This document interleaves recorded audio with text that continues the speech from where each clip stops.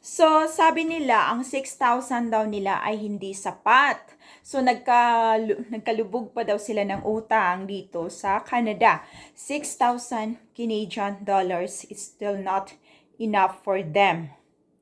Lubog pa sila sa utang. Mayroon silang utang 40,000. So, para sa akin, yung 6,000 na yan ay sobra-sobra na yan sa akin. Actually, una sa lahat, minimum wage lang kami ni husband.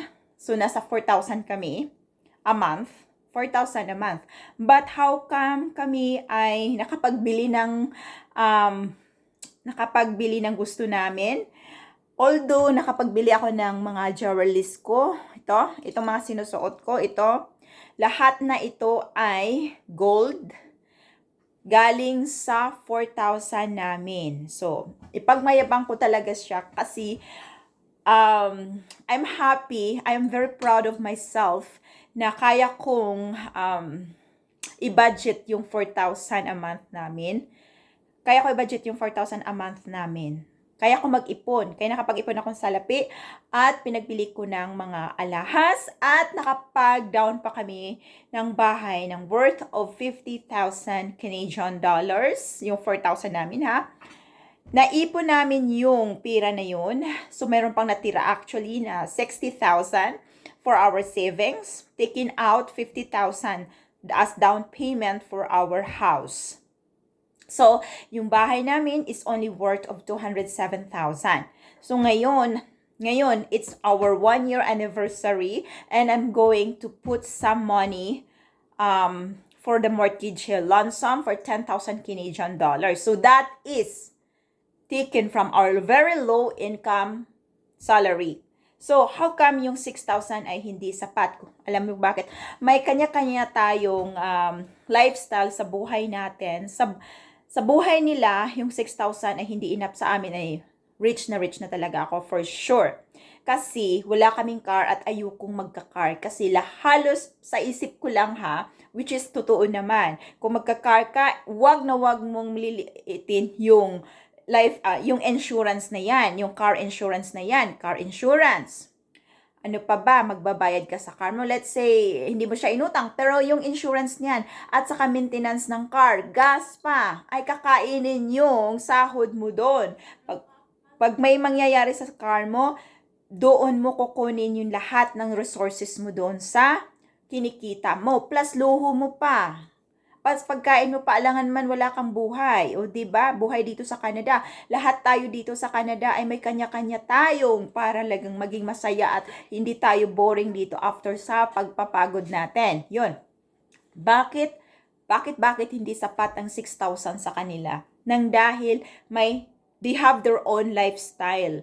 If it's for myself, wala kaming car, wala kaming pinagagastusan, kundi pagkain namin, mortgage sa bahay na $900 plus utilities, it's run up to my insurance tax, not even 2,000 Canadian dollars. But we are still thankful to God that we are able to support those ones. But mine of those ones, mayroon kaming a little business dito na buy and sell. But before that happened, we were still able to save money.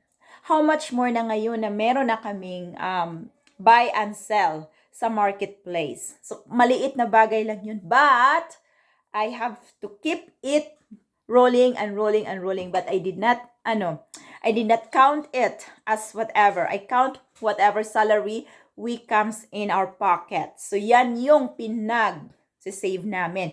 And of course, kailangan din naming, ako ay magkukuha sa savings namin ng pang-travel namin ng Mexico, sa Philippines, ganun. But, yung pag-ipunan mo talaga. Kailangan mong may isasakripisyo kang bagay dahil gusto mo yan. Huwag mong ubusin yung salapi mo for all your wants. Kailangan mong ipunin yun. And of course, don't forget your emergency fund. Pag 6,000 talaga, I tell you, pag 6,000 yung salary namin ni husband combined, that is a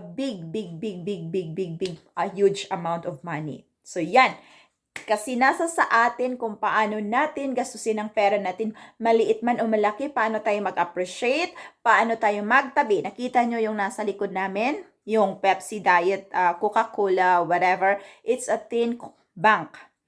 Ang laman dyan ay mga pera, bills, hindi lang coins, but pera, yung ano talaga, tago 100, minsan tagpa 5. So, nilagay namin dyan 20, 20, 20, 20, 20, like that, or sometimes 100. Kaya, ayun, I don't mind na maging negative ako doon sa, ano namin, negative ako doon sa, ano ba yon, account namin. So, pag mag-negative na ako, sasabihin ko na, pag negative ako, wala na pera, ganun. So, kailangan, pag may mumangutang ako, kailangan nakatutok ako dyan. And, oops, wag ka nang bili-bili pag marami ka ng utang. Like, naka 300 ka na, that is too much for me. $300 in my, what's this? Kailangan ko ng bayaran agad-agad yan. Kasi, una sa lahat, ayoko nang may utang. Ganyan yung low income ng Canada. Takot na takot mangutang. So, ngayon, kung kasi pag mataas kasi yung sahod mo, siguro in your mindset, kaya ko namang bayaran, ganun. Hindi ganyan. So, you have to change your mindset, okay? Bye for now!